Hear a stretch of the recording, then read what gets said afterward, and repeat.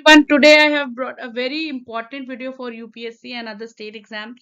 बहुत ही ज्यादा important topic है ये, बहुत ही ज्यादा important video होने वाली है आप लोगों के लिए, because this is about the associated cases. जो cases हैं जहाँ पे conflicts हुई हैं, जो भी laws बनते हैं fundamental rights और DPSPs में, जहाँ पे conflicts हुए हैं वहाँ पे कुछ cases हैं और इन cases से बहुत बारी questions पूछे जाते हैं हर एग्जाम में, चाहे वो UPSC हो, state exams हो या फिर अदर कॉम्पिटेटिव एग्जाम्स हो. तो ये बहुत ही ज्यादा मोस्ट इंपॉर्टेंट टॉपिक होने वाला है.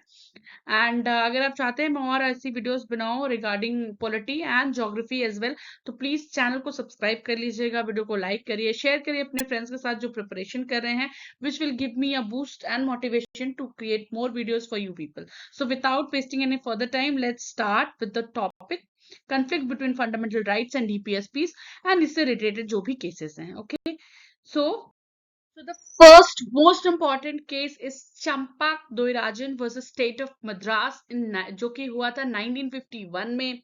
क्या था इस केस में? In this case, the Supreme Court ruled that in case of any conflict between the fundamental rights and the directive principles, the former would prevail. ठीक है, तो किस केस में ये बोला गया था कि अगर कोई भी कंफ्लिक्ट होती है, कोई भी लॉ बना, ठीक है, जहां पे फंडामेंटल राइट्स और डायरेक्टिव प्रिंसिपल्स के बीच में क्लैश हुआ, तो जो फॉर्मर है, फॉर्मर द फंडामेंटल राइट्स ही प्रिवेल करेगा, डायरेक्टिव प्रिंसिपल्स एग्जिस्ट नहीं करेगा. Okay, it declared that the directive principles have to conform to the run as subsidiary to the fundamental rights. इस केस में आपको क्वेश्चन अगर पूछता है तो इस केस में किसको ऊपर रखा गया?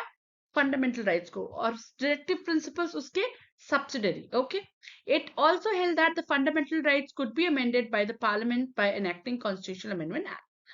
और ये भी बताया गया कि इसमें जो फंडामेंटल राइट्स है वो अमेंड भी किए जा सकते हैं with the constitutional amendment act. Okay, next is Golaknath versus state of Punjab, that is of 1967 year में था ये case. In this case, the Supreme Court declared that the fundamental rights could not be amended by the Parliament even for implementation of directive principles. तो कोई ऐसा law बनता है जिसमें fundamental rights के और डायरेक्टिव प्रिंसिपल्स के बीच में क्लैशेस होते हैं, तो इसमें क्या बोला गया कि फंडामेंटल राइट्स नहीं अमेंड होंगे या अमेंड नहीं किए जा सकते किसी भी तरह डायरेक्टिव प्रिंसिपल्स को एप्लीकेबल करने के लिए. ठीक है, it was contradictory to its own judgment in the Shankari Prasad case.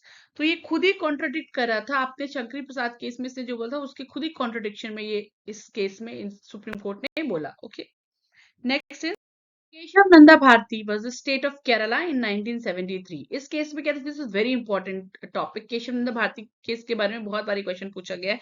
In this case the Supreme Court overruled its Golaknath verdict and declared that parliament can amend any part of the constitution but it cannot alter its basic structure. तो बहुत ज्यादा important इसमें एक word है, that is basic structure of the fundamental rights. तो इसमें ये बोला कि हाँ, पार्लियामेंट जो इसने गोलकनाथ ने बोला था कि नहीं अमेंड हो सकते हैं कॉन्स्टिट्यूशन फंडामेंटल राइट्स को, आप किसी भी पार्ट को कॉन्स्टिट्यूशन के अमेंड नहीं कर सकते फंडामेंटल राइट्स के रिगार्डिंग. लेकिन इसमें क्या बोला गया कि किसी भी पार्ट को इंक्लूडिंग था फंडामेंटल राइट्स सबको अमेंड किया जा सकता है, बट बेसिक स्ट्रक्चर इंटैक्ट होना चाहिए कॉन्स्टिट्यूशन का. Thus, the right to property, that is Article 31, was eliminated from the list of fundamental rights. और इसीलिए right to property जो था वो eliminate कर दिया गया fundamental rights से. The first amendment हुआ था right to property हटाने के लिए. Okay. Last but not the least, Minerva Mills case versus Union of India जो कि 1980 का केस है.